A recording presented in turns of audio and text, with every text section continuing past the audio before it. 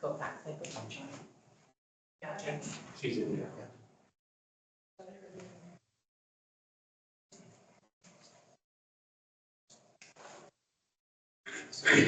Yes. So Ms. Postlewaite says it's working. Okay, 1, 2, 1, 2, 1 hears now. Okay, good. Check your result. Jamie, can you hear us, Jamie?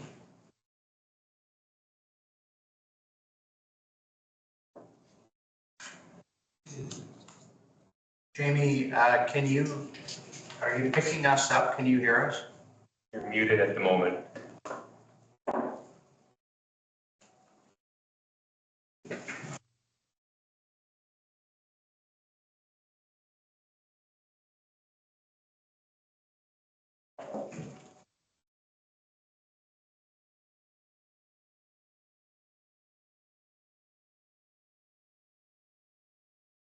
Also, could you unmute and say something so we know that your audio is communicating with us?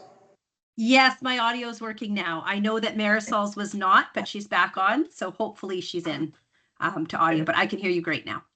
Thank you. Jamie and Marisol can hear us. They do? Can you hear us now? No, I asked that. Have they responded? No, Marisol cannot hear.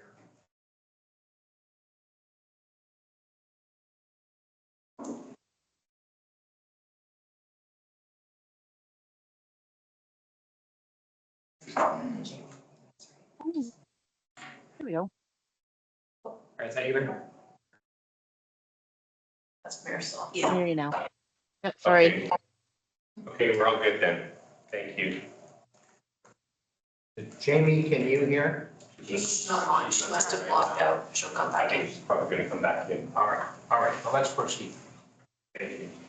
Thank you.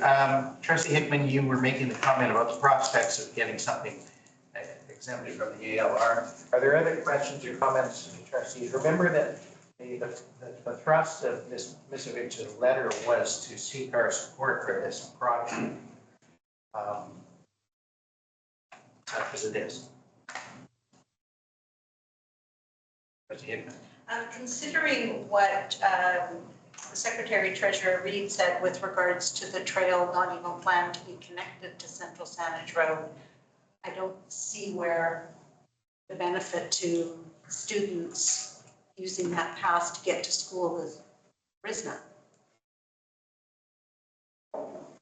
Trustee Vandal. I think there's so many steps to consider before we can even buy into this.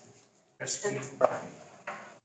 Oh, it's not my zone, but the part that appeals to me about the letter says it's a connection across the peninsula that gets our community closer to a separate multi-use trail.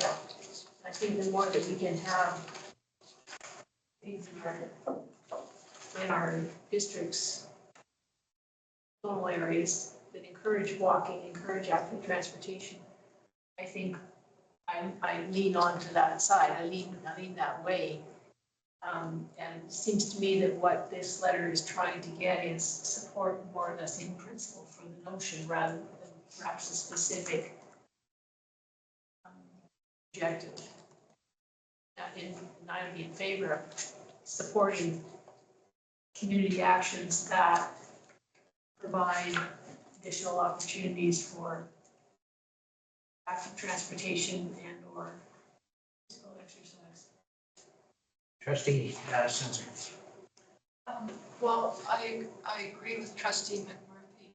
I think if there isn't actually a development application before Central Saanich Council yet, that we wait for that to happen first, and then we can, at whatever point in the process, at the appropriate point of the process, indicate our support if that's the will of the board at the time.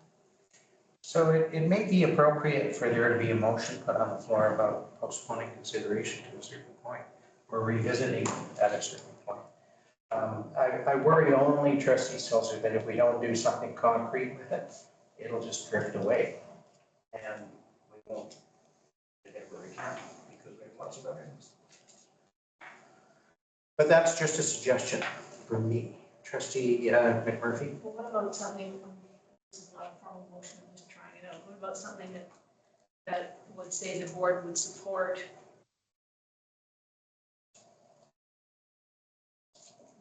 trying not to use their specific language. Board would support initiatives that help provide opportunities for active transportation, or not active, what's it called, active transportation, is that right? Something else. Without tying it specifically To this. to this, because I don't know enough about this to be in supporting this specific proposal, which isn't, as I understand, is not exactly even a proposal yet. So the divide that I would, But the idea that the board supports the notion of kids walking to school and the community having access to opportunities to exercise seems to me a positive position for the board to take. so thank you, Trustee McMurphy. The divide I'm seeing is that that's a statement of principle that we can, if the board supports it, we can do that. But nothing relates specifically to this request. Motion two, maybe that's fine. Trustee Allen? I'm of a mind that if we're going to make a general statement of principle and in relation to activity and trails and so on, there should be after a discussion about that.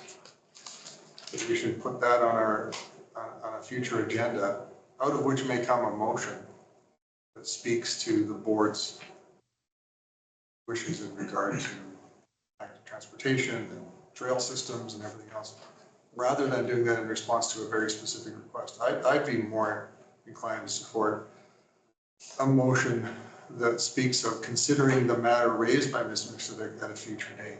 So that it is locked into the minutes, that we're not just letting it disappear.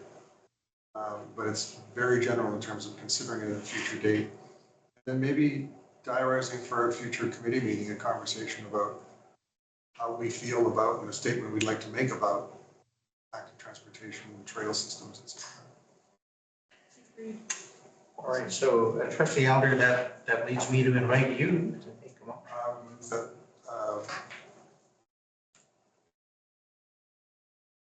the board consider the matter of Ms. Misvick's request. I'm not sure if those are the words that should be in the motion or not, at a future meeting.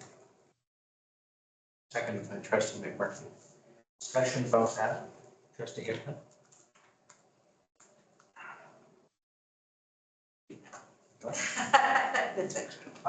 Thank you, other trustees.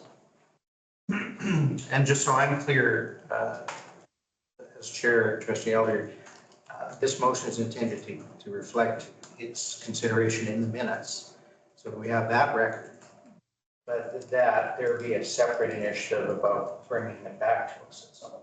At some point, yeah, there's no specific date or intention, just that it will be considered. So that it's not, as you say, lost in the busyness of the future.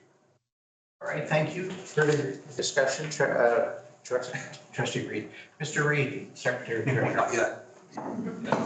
Through the chair, just a context piece that may be relevant in policy 21, which is student transportation. There is a provision that says active transportation will be promoted through a variety of means, including but not limited to working with local governments to address road safety concerns, as well as identify opportunities to create active transportation routes to schools. So we already have that. Yep. Very good, thank you. Any further discussion on the specific motion about this request and letter? All in favor? Opposed? Sorry, are you? I was just gonna ask if we could hear the motion. Oh, all right. Sorry. Sure, could we have the motion, please? Whoever has that, Ms. Clancy? That the board consider the matter of Ms. Vick's request in a future meeting. All in favor? Any opposed? Motion's carried. Thank you. And I'll work with the Secretary Treasurer for a calendar. Yes. I think the motions have to stand alone. Supporting documentation, and I think the matter of Ms. Vick's request regarding something needs to go in that motion. I realize it's after the fact, but Well, we're being a bit liberal anyway tonight, Trustee McMurphy, so. I'd rather you do that. Small L when it comes to the rules of procedure. So if we have Trustee Elder's motion, which we've adopted, is there consent to reconsidering that? I would just suggest the phrase that she puts in, her letter regarding opportunities for trails in Central Saanich, and just opportunities for trails. Well, Let me use your wording. first, Trustee McMurphy, let me make an effort at doing something correctly tonight. Is there any objection to reconsidering the motion that we just adopted? No objection. All right. Tell us what you would like in the motion. Those who left sausages in the wash and watch neither being made. There we are. Regarding opportunities for trails in our communities. How's that? All right. So I'd like to hear that motion myself with the addition, if we're able to, when you're ready, Ms. Fonzie. That the board consider the matter of Ms. Fick's request regarding opportunities for trails in our communities at a future meeting. Any objection to that wording, trustees? Any debate about that? Further discussion? All in favor? Again, Opposed? Motion's carried. Good luck with those minutes, Mr. Reed. Mr. Reed. I'm not sure if that's a promotion or a demotion, but. No, I'm speaking of the Secretary Treasurer's obligation to record our proceedings. What he does with that motion, Trustee Elder's motion, could be creative. I think we fixed it. All right. Does that conclude, Mr. Reed, so far as you're concerned, the business arising from the minutes? Okay, thank heavens for that. We'll move to item 5. There are no presentations and delegations tonight. But this is an opportunity for questions from our guests, our partner representatives, the public, if there are any. Please signify if you do, and I'll recognize you. Seeing anybody, thank you. And so, of course, there'll be a second opportunity for questions later on in the meeting. We'll move to item 6, which is the report from the chair. And first of all, allow me to welcome us all back after the winter break and the Christmas celebrations. As I was preparing my report and considering the importance of welcoming us back, I thought I'd just done that. But then I remembered that that was September. And that was after we come back from the summer break. And so that testifies to the pace of the work that we've all been engaged in public education in the district in the fall. And we'll see that continue as we move into the end of the school year in June. So officially welcome us home back, trustees, staff, partners, and public. And I trust it was a good time for family and recharging and reflection as we re-engage in the work of public education, bringing it to students, schools, and the community here in Saanich District 63. There was, of course, no regular board meetings in December, and instead, because it was the break, and instead we held our annual board planning day on December 4, which was dedicated to an in-depth examination of the draft long-range facilities plan. So thank you to Secretary Treasurer Reed and to Director of Facilities Lum for preparing and leading us through that. As a result of that discussion, a number of additional recommendations were made to the draft plan. Facilities, of course, are critical to our work, and it isn't often that we have the opportunity to engage in an in-depth review of them holistically and totally, as opposed to an individual property, as we did on December 4. And so that's appreciated. And you'll note that on the agenda tonight, of course, there is an item under the Finance, Facilities, and Technology Committee where the board will consider adopting and approving the long-range facilities plan as revised. Last Thursday, January 8, a number of trustees were able to attend the ILC, TASC, and hairstylists graduation ceremonies at the Saanich campus. And the executive team was out in force as well. And it's always a privilege to honor these graduates in the alternate programs in this context. Vice Chair Silzer and I brought greetings to them on behalf of the board, and Superintendent Everwin on behalf of the district as well. This is a major annual opportunity to celebrate student success in discrete areas, particularly as well to show our responsibility to provide educational opportunities and chances for success for all our students. And it's refreshing to be able to celebrate this in the middle of the school year as well, as opposed to compressing it into all of the others in June. So thank you for coming, those of you who could, and we continue to appreciate ILC and the career programs and the hairstylist program and the school and the administrators and all of those who work so hard to bring those successes to a reality through that leadership. The annual parent engagement evening is scheduled for January 28th. And that, of course, is a collaborative initiative by policy, it's between the district and COPAX, the DPAC. This year's will be virtual. And if you haven't registered yet, and if you can come, please ensure that you do. The superintendent provided an email last Friday with registration particulars, with a link, to registration particulars. And the theme is digital wellness and learning. The keynote speaker is Shannon Husk, who's a well-known clinical counselor. Excuse me. Appreciation to Phil Malloy and Tara Keeping, the co-chairs of COPAX, and to Superintendent Everwin for working together to organize this. And it's an important annual meeting for us as a board, not only from a knowledge perspective, but of course with the relationship with our partner parents, who is our biggest partner in terms of numbers. I intend to participate in a BCSTA chairs call tomorrow afternoon. There are 3 items on the agenda, and I will report when I'm able to about that call. The first is their board's policy review initiative, which isn't of much interest to us, frankly, because we conduct our own, but there are districts who struggle with that.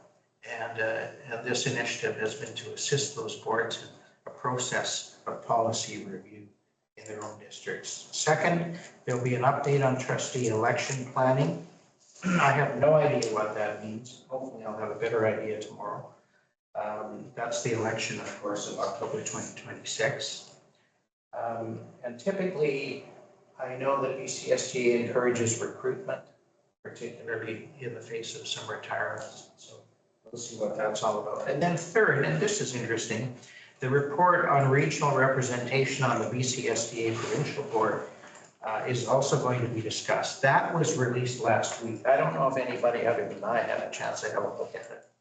But it was prepared in response to a motion passed at the AGM in 2025, directing the board to explore the concept of regional representation because of perceived inequities among certain districts, particularly rural and remote districts, about board representation. There were some surprising revelations. There has been no concentration of board membership in the metro area or in urban areas, interestingly. And there have been a number of presidents out of Vista since 1997 because the review went back to 1997. And so it's interesting reading. Have a look at that if you can. And you have an opportunity. It recommends against restructuring the board for a number of reasons, but it does spend some time discussing measures that could be taken with respect to this perception that there is a lack of representation from certain areas. I'll report on that again in due course. I'll just mention as well the budget planning process, which is underway. The board, of course, has approved the timelines and the guiding principles for that. The first budget advisory committee meeting will be January 22nd. Later this month, January 27th will be the meeting with the STA about budget development. That will be at ILC. That won't be at Stellies. Time for that? 4 o'clock. Thank you, Ms. Tronic. And after everybody's done teaching. So that would be a good thing for trustees to attend as well. I won't steal the superintendent's thunder with respect to the Indigenous celebration and ceremony yesterday at Stelli's with respect to the BAA course titled Learning Together from Our Homelands. But as I'm sure he'll indicate, it was a pleasure to attend. All 7 of the trustees were there, all of the executive team was there. And it was a real treat to witness the cultural practices of singing, dancing, and drumming and blanketing. And there were a number of speakers. Our own superintendent was asked to be a witness to this, which is a formal honor, and to speak as well. And so I'll allow him, I know that he will address this in his own report. Trustees will recall that at our November 18 special meeting, we adopted a motion roughly as follows: that the chair and zonal trustees meet with local municipal partners to discuss the promotion of affordable family housing as it relates to school population. And that would be included in our annual advocacy plan. And of course, the impetus, the genesis for this was the demographic enrollment issues that we see and the consequent financial issues that we experience from stable or even slightly declining enrollment at time to time. The first of these meetings was held yesterday in Sydney. Trustee Seltzer and Secretary Treasurer Reid and I as the chair spent over an hour with the mayor, Mr. McNeil Smith, and the chief administrative officer, Liam Edwards, to discuss these issues. It was a pleasure as well. I've invited both Trustee Seltzer and the Secretary Treasurer to participate in this when I'm finished, if they have something to say. But we spent a good time discussing the history of Sydney Council's efforts to bring about affordable housing, and some of the initiatives in development that Sydney is dealing with, land use and demographics. And it's straight into the region because, of course, the mayor is the chair of the CRD board as well. And so we get some regional perspectives to offer us as well. And there was focus as well, of course, as is recommended in the draft long-range facilities plan, on facilitating and exploring community partnerships with the replacement of Sydney Mission when that happens. Trustee Seltzer, do you have anything to contribute to this discussion? Thank you, Chair. I guess a couple of points that came across from the mayor and the chief administrative officer. That is that Sydney's ability to for new housing is limited by its geographic size. It's only 5 square kilometers, and it's all built up. There's no vacant land, and so any new housing. Right. Yeah, except for Sydney, that's the vacant land. So any new developments have to be what they call recaptured land or captured land. So in other words, something has to be torn down before something new can be built. And then really municipalities are quite limited in specifying that buildings must be for families. They can say in the planning approval process that a condominium, for example, shall have X number of 3-bedroom units, hoping that the purchasers will be families. But the mayor told us that for every one of the planned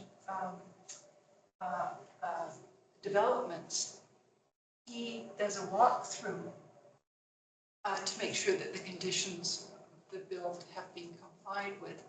And so he pointed to across the street where the new tower, I put on towers, the condominium block about 3 stories, I think, had floors with 3 bedrooms on the corners of each corner of the building. And in going through, the developer was able to tell them who had actually purchased those units. They were not families. So, so limited powers, that's a constraining factor. And also, just generally, that housing is a provincial matter, not a municipal matter. And you know, municipalities, as we've seen in the press, are concerned about the amount of putting onto the municipalities what is really the provincial authority over housing. So anyway, it was the mayor's opinion that the biggest influence on affordable housing is macroeconomics. And they have done what they've discussed over the last 25 years about visioning the town to attract more families. They've done everything that they thought of. And still, the largest growing age category in Sydney, according to the latest census and forecasts, is the ages of 75 to 84. And so perhaps Secretary Treasurer Reid can talk about when we discuss about potential partnerships with respect to Sydney Elementary. Mr. Reid, anything you would like to offer? Yeah, so it was a very good meeting, and you can tell that the mayor and CAO are very focused on housing and aligning with the needs identified in their official community plan. So it was very, very interesting. Our meeting, we did discuss Sydney Elementary because there is a recommendation, and we had promised that in the draft long-range facilities plan, there was a recommendation to pursue opportunities for the replacement of Sydney Elementary, including the possibility of partnerships. And so there was some discussion about what that might mean. So I outlined some of the partnerships that currently exist in the district, including Panorama Recreation at North Saanich Middle School, Saanich Recreation Middle School, the partnership with Cordova Bay 55 Plus at Cordova Bay Elementary, and the partnerships we have with childcare operators, with Beacon Community Services, and that there's nothing that's kind of presupposed at this point, but the focus would be on bringing in services that would be beneficial for the school community and for the community at large. So we just wanted to put on their radar that we're open to ideas. Thank you. And so one of the questions that occurred to me as we were meeting was, this is valuable and perhaps we should have some sort of a record of this. Maybe we can think about that, and so we can refer to that at some opportune time. And also, when might we use this in terms of budget planning or multi-year financial planning? We want to think about that. The next meeting with Central Saanich is scheduled for January 29. Trustee Hickman and I, as the zonal trustees and the Secretary Treasurer, will participate in that. And as well, of course, North Saanich and Saanich are being sorted, and we'll have dates, of course, for those as well, for zonal trustees and Chair and Treasurer attend. So, and finally, this last point, and I'd appreciate your input on this when I'm finished, is that historically the Board of Education, in the face of forthcoming board elections every 4 years now, has has conducted something that we call So You Want to Be a Trustee. It's a session for potential candidates or people who at least are interested in investigating the prospect of their candidacy for the board. Last time I remember that we had the superintendent and the secretary treasurer. I was there, a number of trustees were there. There was a slide presentation, there was a Q&A session. And I think it's helpful. And I would assume that we want to do that again. We do at least one, possibly two. Suggested that we could do it after the spring break, perhaps in April, and we could even look at one in the early fall if we wanted to before the election period starts. But I do want to receive your direction on that, and if it's a go, Chair, excuse me, at the next chair, vice chair, we can do some more specific planning about a date and advertising the content. So I open it, that's the last item in my report, trustees. I open that for any comment you may have on that or any questions. And unless there's an objection, I think I would assume that we want to do that. Trustee Hepburn? Thank you, Chair. I participated in the Do You Want to Be a Trustee? I found it good information, solid information for me to make a decision if this was the right move for me. And I also witnessed other people and the types of questions that they were asking and the responses that they got perhaps told them that it wasn't the right opportunity for them. So I think it's a really good engagement session for people who are considering it to see if there is that fit for them personally to move forward. Thank you. Are there any other comments? May I take it that we support this? Trustee Yeah, I would support the notion too. I just think we have to be careful that it doesn't come across as a campaign stop for incumbent trustees who are running again. It's a fine line. And so perhaps, bearing that in mind, Trustee Murphy, perhaps the timing of it is important. If it's held well before the election, there is no reason for anybody to be putting up their hand and saying, I'm only here because I'm going to run again. Trustee Seltzer? Well, I guess the question then is that not all trustees need to participate in the orientation? Like if the existing trustees don't need to all be there. I don't think they were, Trustee Seltzer, at the last one. Trustee Albert? I support the idea of current trustees not being there. You know, it sets up the prospect of somebody who might be interested sitting across from an opponent in an election, sort of starts to jockey. Like, I think it should just be purely about information. People who don't know what it means to be a trustee and not have the potential to feel like it's election related. I think it's just information. I don't love that title of So You Want to Be a Trustee. I think it's cute, but I think it's assumes that or presumes that people know they want to be.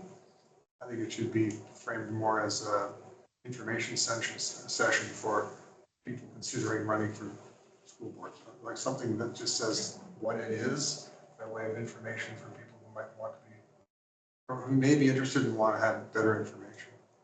They know if they want to be interested. Is there anyone, first of all, who would object to Trustee Elder's suggestion that, other than the chair, trustees absent themselves from this? Trustee Selzer? Yeah, I guess I'm arguing both sides of the thing, except that I think it is valuable to have more than one trustee there so that you've got more than one perspective on it. Because we all bring something different to it, so you could say, I don't know. You say the chair and the vice chair? Yeah. For instance. Well, for example. That's good feedback. And then the Trustee Elder second, is anybody wedded to the title? Because I don't like it. I don't know where it came from. But we can work with that. Thank you. Let's plan on having something. We'll, at chair, vice chair, Trustee Selzer will deal with it in terms of the date, content planning, title, and maybe encouraging who should or shouldn't attend. Is that fair? Good, thank you. I'm finished, unless there are other questions for me on the report. And I would turn to the superintendent for his report, please. Thank you very much, Mr. Chair. Trying to get things go here. There we go. I have a premonition that 2026 is going to be the year of alignment. Mr. Chair, your report and my report have strikingly similar content to them, which is important, I think, to show that we are aligned in our thinking. I have two areas that I want to discuss with you this evening. The first is the new BAA course that you mentioned, État-le-Necta, which stands for Learning Together from Our Homeland in St. And that celebration that happened just yesterday at Stellies. And I also want to expand upon your comments on the upcoming annual parent engagement evening as well. So first, about the new course that was launched yesterday at Stellies Secondary. This is a picture that was taken at the end of the launch and celebration, involving many of the people that were involved in the planning and collaboration, consultation, and writing of the new course. This was in partnership with the local Wasanich Nation over almost 2 years.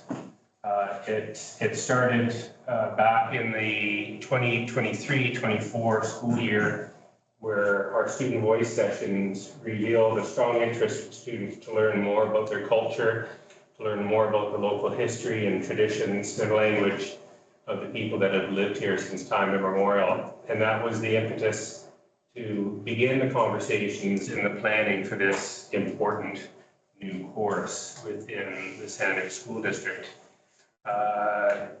To note, Dr. Brad Baker, the Superintendent of Indigenous Education from the Ministry of Education, was invited and wanted to make the trip over here from the Vancouver area to be a part of the celebration. And he was a witness at the event yesterday and spoke to the students directly about the important role that they play in the future of their own education and the future of their own endeavors. And his message was powerful and poignant and certainly appropriate for the conversation. One of the other speakers and witnesses was Vern Elliott from Sachem First Nation. He was, sorry? Vern Jacks, thank you very much. My apologies. From Sachem First Nation, he was part of the planning group. And his wisdom and being a knowledge keeper from community was an essential component in moving forward. One of the most moving moments of the celebration yesterday was the blanketing of Sally Morgan. Sally Morgan, as the board is aware, retired recently, but kept on in this program to develop the curriculum and work in partnership with community to develop this unique course, and one that both the community and the district are very proud of. And she was rightfully blanketed by District Principal Austin yesterday, and I'm not sure if you can see from the picture, but she was quite emotional over the event, and rightly so. It was a very touching moment, and what a fabulous way to end her career. Absolutely breathtaking and touching. The course itself is focused on well-being. It is an intermingling of both cultural teachings and the Sanchotan language. Several themes are woven throughout the course, including the connection to land, an exploration of past history, both previous and current governance structures, exposure to various cultural arts such as drum making and songs and canoe carving and food, and of course the many cultural teachings of the local First Nations community around their connection to culture, spirit, leadership, and wellness, along with looking at things such as coming of age and grief work. This is going to be an incredible course that is being offered for the first time, second semester at Stellies, and what an absolutely fabulous event yesterday to recognize the hard work of the many participants and the celebration of our collaborative spirit with local community and our path towards reconciliation going forward. It was an honor to be a part of it. Our annual parent engagement evening is set for Wednesday, January the 28th at 7 p.m. And as the chair pointed out, it is a virtual event this year. We worked in collaboration with COPAX to not only develop the theme of the evening, but the presentation style. And COPAX felt this time that they would like to try a virtual event, which provides for greater opportunity for participation, both from a physical capacity. We can certainly accept more people virtually than we can in a physical space, but also from a practical standpoint, parents don't have to arrange childcare. They can be having dinner at the time if they want. And we'll see how this format works. There is a requirement to pre-register. The link was sent out to all of the parents last week. Excuse me, and as the chair pointed out, trustees also received an invitation last week. The agenda is going to have the presentation from Councillor Husk. There will be a section on technology for learning that will be presented by our own Sandwich School District, and there will be an opportunity for question and answers as well. This is a Q&A feature presentation where people will submit their questions online through the communications tool and either be answered through the app or will be facilitated by the presenters at the time if it's an answer that is more appropriately shared in the middle of the presentation as well. The event will be recorded and the copy of that will be on the website after the presentation. Shannon Husk is a registered clinical counselor. She is a specialist in digital wellness. She is a university instructor and she teaches on a wide range of topics, including addictions, grief therapy, group counseling, family therapy, and psychopathology. She has a keen interest in technology and its effects. She will be talking about building healthy technology habits. What are the basic needs that screen time actually meet for us as people? She'll focus on screen content. She'll talk about monitor and setting boundaries. She'll talk about balancing technology in our homes. She'll also spend time talking about supporting healthy development because of technology, its impacts on sleep, healthy sleep practices, and family wellness strategies. The format of the evening, as I said, is pre-registration is required because you need to get an MS Presentations team link. So the information is on our district website. All parents have been emailed a copy. The slides, I said, will be available on the district website after the event. It looks to be a wonderful event. I hope everybody here is able to attend. It's free to come and it'll be filled with lots of useful, practical information from both a wellness perspective, but also how we're incorporating technology in our schools at elementary, middle, and secondary. That completes my report tonight, Mr. Chair. Thank you, Superintendent. Are there any questions or comments on the superintendent's report? Trustee Elder? Do you have an idea yet of the uptake for that? It's been open for a while now. I didn't check, I haven't checked this week due to other commitments, but when it went live last Friday, within the first couple of hours, there were 35 registrants already. So I'm assuming it's gone up right since then. And it's open to everybody. Anybody from around the world could join if they wanted to, yeah. If they can find the link, they can join. Where is that on the? It's under upcoming events. There was an email from the superintendent to us last Friday, which also has. All right, thank you, Superintendent, for that. School successes, friends, are in the package. So have a look at those if you haven't yet. And then Superintendent Eberwin, the Indigenous Education Council is next. Yes, we don't have a report this evening. We are currently working with the CEO of the Rosena School Board to develop the agenda for the meeting at the end of the month. Thank you. All right, we'll move to committees. And first, the Education Directions Committee with Chair Silzer, please. Thank you, Chair. We have one presentation to the the Education Directions Committee last week, and that was by Eric Schofield from Skelton's Culinary Arts Program. He is a food educator, and he talked to us about food literacy, food rescue, and sustainable practices. It was really entertaining and just jam-packed full of stories and information about this great program Skelly's that he's created. And lots of learning for the students, both about food literacy and food rescue, but also he helps them to have opportunities to work in the culinary area if they wish to. So he's quite the guy, and we were very pleased to hear from him. And that concludes my report. Thank you. Any questions for Trustee Souza? Trustee Elder, please, with the finance. Sure. The meeting last week began with a presentation from Director Cody Henschel, Technology Director Cody Henschel, on an update on the Refresh program.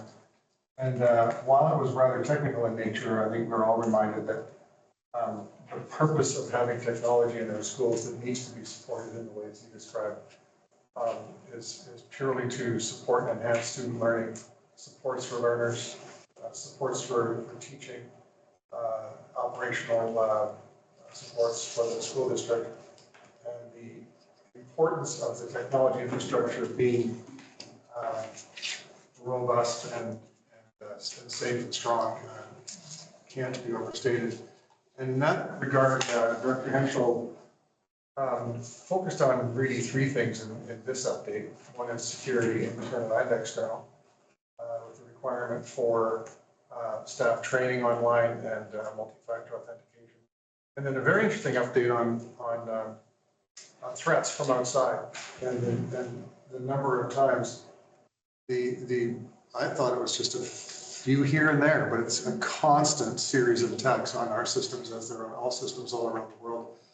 And the skill with which those attacks are fended off, often just someone searching for little bits of information to hold and use later. They're not all ransomware and awful. They're just insidious and ridiculous. Many of them. It takes a lot of work to fend them off. We have a really highly skilled team doing that on a constant basis. And a new partnership with an external agency that allows for 24/7 monitoring and response. So that was really interesting to see.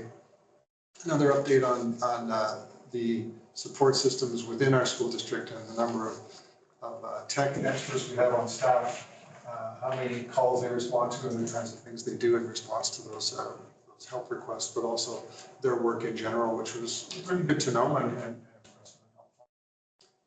then an update on some challenges with regard to finances going forward, what things cost now and how hard it is to stay ahead of the required purchase programs that are a part of the tech planning and the challenges that they're faced and we as a district are faced in terms of costs. So I think we may see something like that come through budget. It's really helpful to hear that. So that's his report is his presentation is in this report.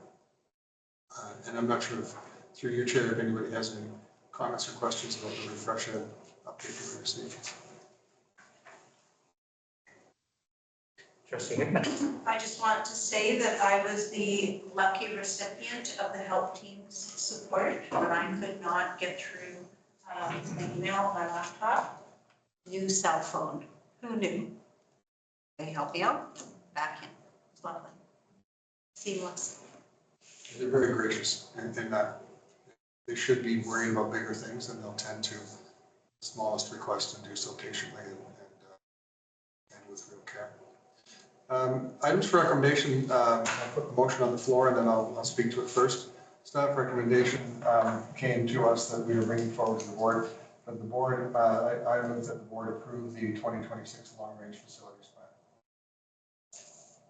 Seconded by Trustee Vanwell. Trustee Elder. I suppose that should be framed as the committee recommends, and I move that the board consider that the motion. The long-range facility plan draft, final draft is attached to this report as well.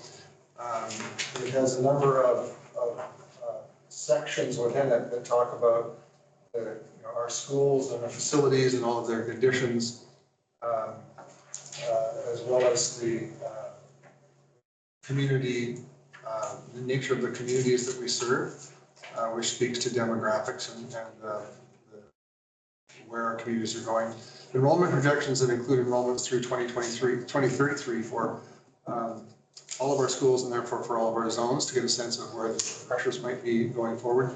And for the foreseeable future, there are no pressures in terms of population growth. But for the very, very long view, the boards of the future may be looking at a need with urbanization moving from south to north. The south zone likely will need an additional facility at some point way down the road. So that's a factor to think about. Another being that there doesn't appear to be a need for additional facilities going forward in the other zones.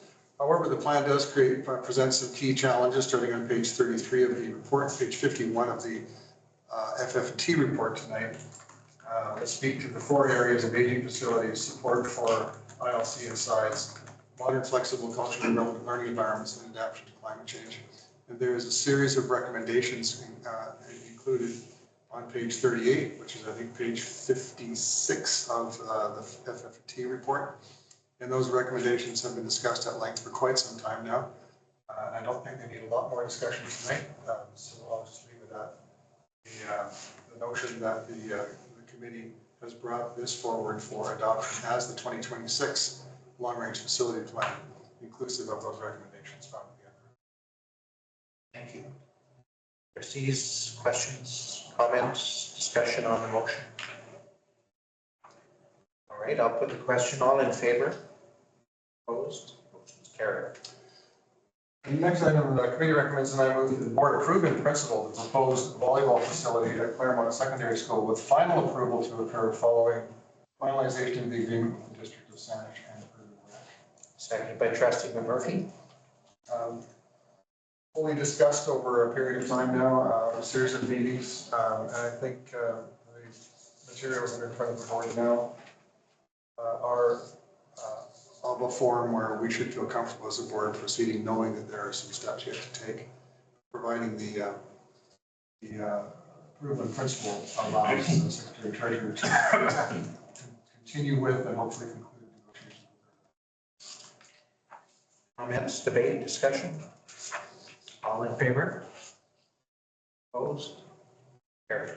Third recommendation I bring, the committee recommends and I move that the board approve an online learning course fee of $1,500 per course when a course is not funded by the Ministry of Education and Childcare, and an additional $175 administration fee for CISP students, Saanich International Student Program students, effective for the 2026-27 school year. Seconded by Trustee Murphy. Trustee Elder. Discussed in committee and provided here by way of a briefing note. And I don't have anything to add to those. Does anyone have anything to add? All in favor? Any opposed? Carried. We had one item for information, which was the fiscal forecast, which is great to see every time. This is leading us toward board's finalization, I believe, Secretary Treasurer Reid, next month of the 2025-2026 budget. Would that be coming next month?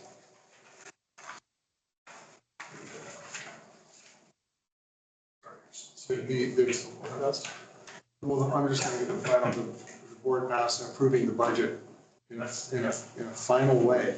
It will occur next month. Yes. And this remains a set of projections in relation to our current year. And the forecast has a higher number than before in the bottom right-hand corner, which is where we all turn our attention to. So the forecast is looking positive, which is always good news. The specifics are in the forecast itself. It's here for information. The last thing I'll say, which is not on the agenda, is, as you referenced, Chair, the Budget Advisory Committee has its first meeting next Thursday, the 22nd, 3 o'clock here. And we look forward to the involvement of all participants on that committee, including the involvement of our partner groups and MinReps as we launch the planning process for the 26-27 school year. And that concludes my report. Thank you. Are there any questions for Trustee Elder on the report other than the motions? Thank you. Hearing none, we'll move on to the Policy Development Committee report. Committee Chair Manuel, please. Chair, we had a very full agenda for policy, and we had originally four items for discussion, of which the first item, policy 10, delegation of authority. In those discussions, there was one minor change that was a clarifying change and didn't change anything, so we made that change, and I guess it didn't need any other changes, didn't need to go to out. Policy 14, role of superintendent. It included, there's inclusion of First Nations in number 7, community and partnership groups. So we just added to include First Nations and Indigenous groups. So again, it didn't change since it wasn't a substantive change, so we just moved on. Policy 20, environmental sustainabilities. We took a look at that policy and there are no changes recommended and no changes made to that. So under items for recommendation, bylaw 11, indemnification. This one was an item of discussion, but has moved to an item for recommendation. We had Mike Hancock from Harrison Company join us to talk about the proposed changes. And trustees asked a series of questions, clarifying questions. And there was no other changes made. So most of the changes that have been done was to add the Indigenous Education Council to the appropriate parts within the policy. And I think there was just a few other minor changes. So the committee recommends, and I, Trustee Van, will move that the board confirm its consideration for the proposed amendments to bylaw 11, indemnification. That should be policy 11, Trustee Van Laan, I expect. Oh, yeah, I read it and you're right, it is policy 11. Is there a seconder for that motion? Trustee Elder, you wish to speak to it further, Trustee Van Laan? Any debate or discussion on the motion? All in favor? Opposed? Carried. All right, so notice of motion, I, Trustee Van, will provide notice at the March 11th, 2026 public meeting of the Board of Education.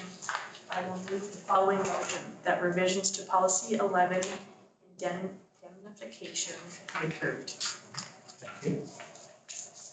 Right. So policy 13, trustee code of conduct. There were the updates to policy 11 to include board and committees. And we did strike out number 13 and 14 regarding electronic device use.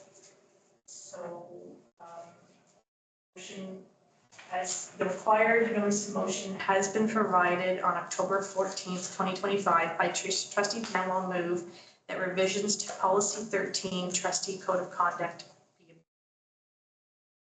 there a seconder? Trustee Hickman? Trustee Manuel, you wish to speak further to that motion? Trustees, is there any discussion on the motion? Question then, all in favor? Opposed? Motion's carried. And then policy 21, student transportation. It was in the discussions this was brought to us with a briefing note. And in the briefing note, Secretary Treasurer Reid had informed us that for BCE,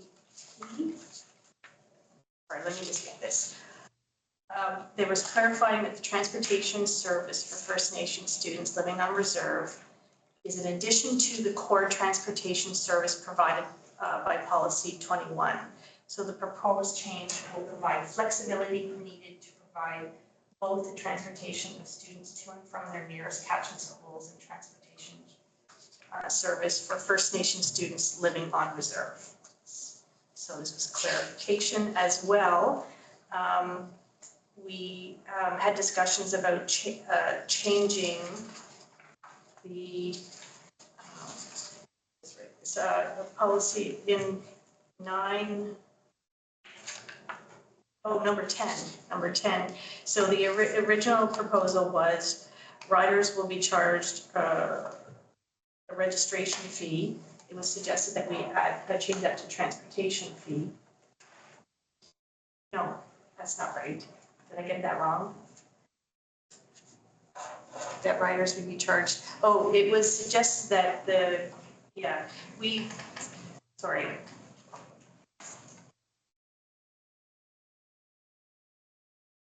The policy currently allows to charge a registration fee for service. We had discussions about changing that, and instead we've added that the district will have the ability to charge a transportation fee if needed. So we've added that. So the committee recommends, and I, Trustee Van, will move that the board confirm its consideration for the proposed amendments to policy 21, student transportation. Seconded by Trustee Hickman. Any debate or discussion on this motion, trustees? All in favor? Opposed? Carried. So I'd like to provide notice of motion. I, Trustee Van, will provide notice at the March 11th, 2026 public meeting of the Board of Education. I will move the following motion, that revisions to policy 21, student transportation be approved. Thank you. Is that your report, Trustee Van Wel? Sorry, that is my report. Any other questions for Trustee Van Wel on policy committee report? Trustee Elmer. So note that policy 11 in the policy manual online is referred to as the bylaw in the same way that policy 16 is the appeals bylaw. I think that indemnification, policy 11 indemnification bylaw, just like policy 16 appeals bylaw, has the word bylaw in it, probably because it's a statutory requirement that boards have bylaws in those areas. So calling it bylaw 11 Is correct. is correct. However, in the policy manual, it's called policy 11, indemnification bylaw. So both words are there, but it is in fact, It is a bylaw. it is policy 11, but it's Thank you for that clarification. All right, thank you, Trustee Van Wel. We'll move then to reports from trustee representatives. And first, you're on again, Trustee Van Wel, with the report on the BCSTA Academy in November. All right, thank you. So several of us went the end of November to our BCSTA Academy, which was building public education champions. Started off with a pre-conference that was focused on Indigenous learning, and there was opportunities to learn about Haida ceremonies, the importance of storytelling in Indigenous culture, and Musqueam cedar weaving. I'm not sure, I did not attend any of these. I'm not sure if any of the other trustees did, but always a good one to go to. The keynote speaker, Farah Mohammed, she's from Toronto. She is a Canadian senator and worked with the youth for 30 years. She had a presentation on sustainable futures and the power of youth for social and governance initiatives. It was celebrating the essential roles of trustees as stewards of public education and anchors of community in a rapidly changing world. She called on trustees to see their work as legacy building, advancing equity, modeling good governance, asking the hard questions, and nurturing diverse perspectives. Day 2, we had an update from Minister Bear, and then we had morning and afternoon learning sessions with a wide variety. I think there's like 14 different sessions with things like writing a great motion, chairing through conflict, trustee code of conduct and freedom of expression, and quality decision-making and governance. There were 2 sessions in the morning and two sessions in the afternoon. And then day 3, we had 2 speakers. The first one was Laura Southern. She's a lawyer and the Integrity Commissioner for the City of Vancouver and Vancouver Park Board. She spoke to us about putting the trust in trustees, navigating the ethical landscape of elected officials. And she spoke about the current law where ethics of trustees are questioned, gave complicated scenarios that challenge trustees and how to navigate them responsibly. And then the second speaker or our last speaker was Minister Bowen Ma. She is the Ministry of Infrastructure, and she gave us an update. She talked about the ministry being established in 2024 to support capital planning, procurement and delivery of K-12 education, health, and post-secondary education projects. She spoke about why they kind of separated them, and it was established to improve coordination and identify inefficiencies for the construction of schools, healthcare facilities, and institutions effectively and sustainably. And then she outlined strategic priorities and objectives guiding its mandate. Yeah, and of course, and her daughter was running around the room trying to get up to see her mom and participate in it, which was really cute. As a little side note. And that was the end of our academy. And that's the end of my report. Thank you. Any questions for Trustee Van Wel about that? Thank you, Trustee Van Wel. Thank you. And then the second report is with respect to the COPAX meeting of January 6th, and Trustee Elder and I attended that, so I'd like Trustee Elder. Well, thank you. Chair Dunford and I attended alongside Superintendent Deborah and Assistant Superintendent Bass, and we had a chance to hear from Chair Dunford expressing his appreciation to COPAX, to PACs, and to parents for their ongoing involvement in support of the best opportunities for children and families. And as we continually remind parents, I think as we do other partner representatives, of the importance of involvement of parents and partner reps in committee days, budget advisory processes, board meetings. When we ask for involvement, we ask because it's important, not because it's token.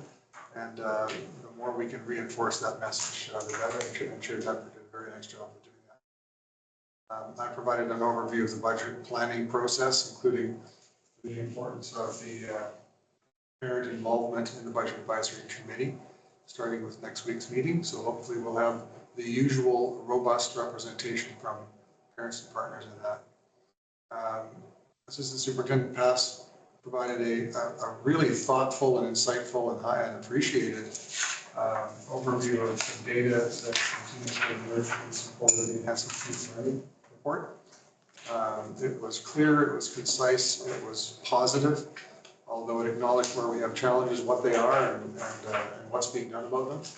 So a very valuable presentation to Assistant Superintendent.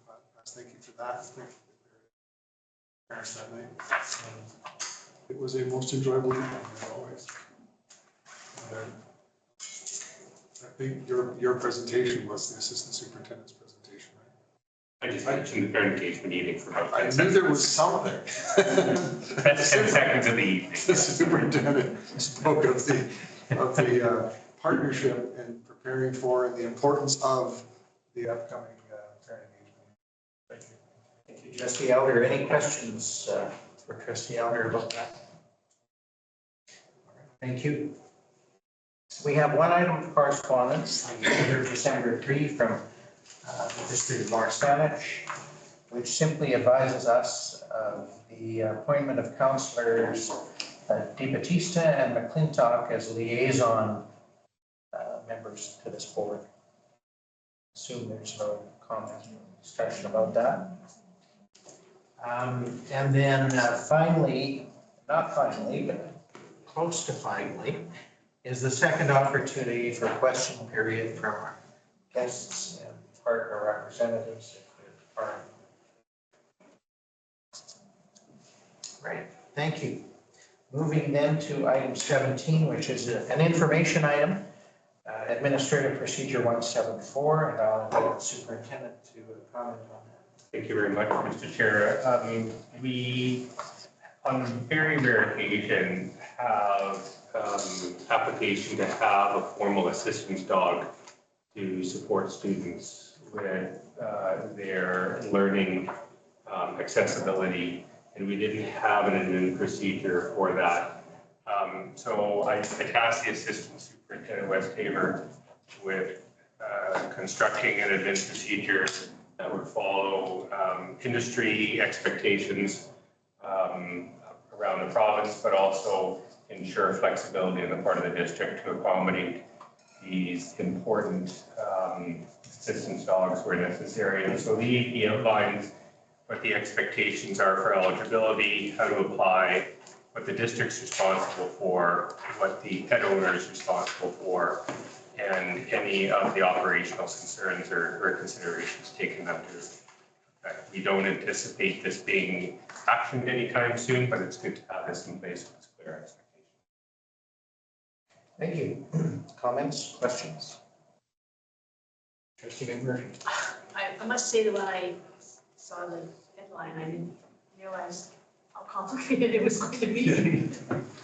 Very thorough procedures aligned here. Every contingency. Trustee Silva. Chair, I understand, is it true that we don't have any student currently who needs this?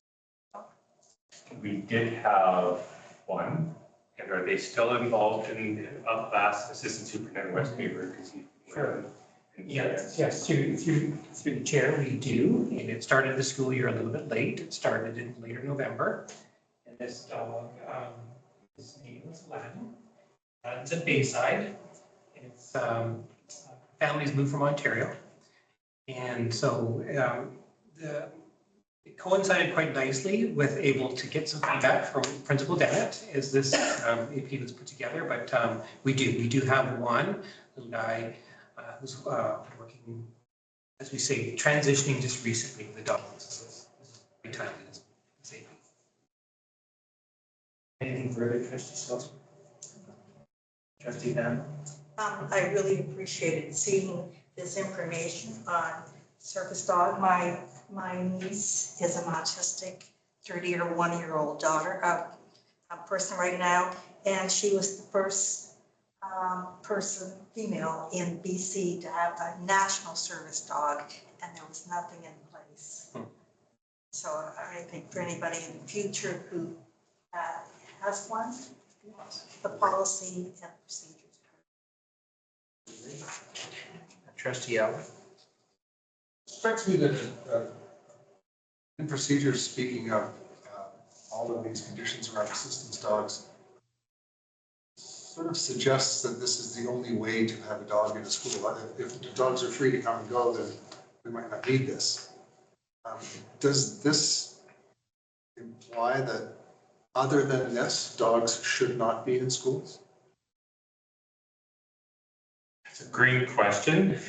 There have been instances where staff members have brought their dogs in on a Pro-D day, or perhaps kept them in their office because they were sick. That's a conversation that we'll be having with our administrators moving forward. I don't think we want to unreasonably restrict, but we need to have clear expectations for dog phobias and allergies and the purpose for the dog in the building. If it's there simply because they want their pet in the space, and the answer is likely going to be no. This AP is designed specifically for assistance dogs, and we will continue to have conversations around other opportunities for pet hamsters, dogs, lizards, et cetera, that might be brought into school for a particular purpose. I appreciate that answer. Perhaps I'm known for not being a fan of pets in workplaces. And I would be delighted to hear at some point that it's been clarified to the extent that you suggested may happen, which is you just don't bring your pet to school unless it's under very extraordinary circumstances as approved by the principal. So I'll follow that with interest. Trustee member. What if it's the principal's brains? Actually, the question that I had, and it may be in here somewhere and I just have missed it, but the experiences that I have had with guide dogs of various sorts have been limited, but the tension, or maybe that's not the right word, but I'm thinking of a dog coming into a classroom and all of the kids are probably going to be thrilled to see it. And should there be something in the policy that says, you know, we have to make sure that the other kids don't interfere with the relationship between the particular student and their guide dog? Maybe something in there that I just missed, but I mean, it's a natural impetus that all the kids want to come and pet the dog, and it's the dogs that harm and you can't be petted kind of. Superintendent? There are expectations around what the dog is supposed to be doing and the limited impact on the learning environment. So that would include those types of interactions, and that's spelled out in the. Trustee Nanda? Would you please say if, like, universities across the country are bringing dogs to school during exam times to help students know what they rate? Kind of begs the question about dogs in school. We never entertain. Even ours, they have all the answers in a little table.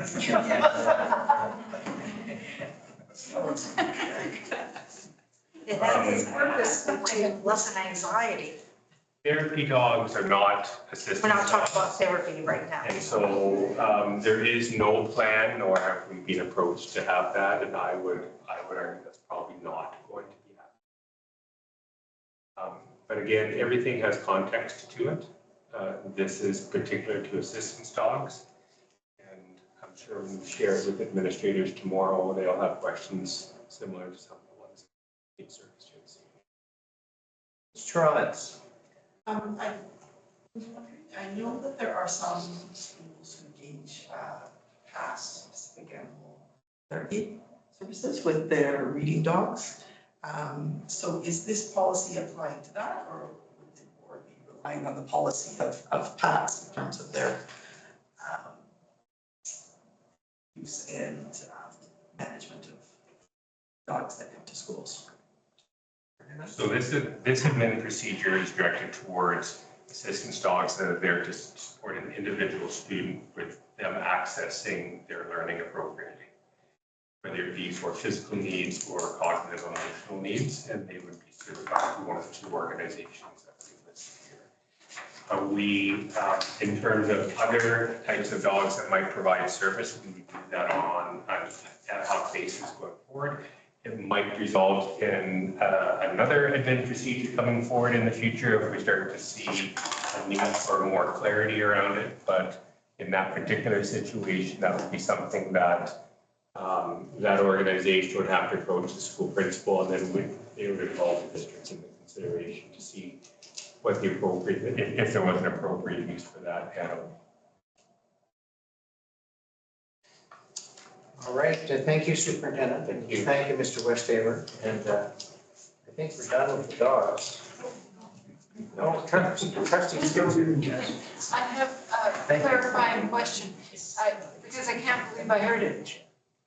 Did Ms. Toronto say reading dogs? reading dogs? They only mouth the words, so they don't actually vocalize them. Shannon? They're very intelligent. Gifted, really. Yes.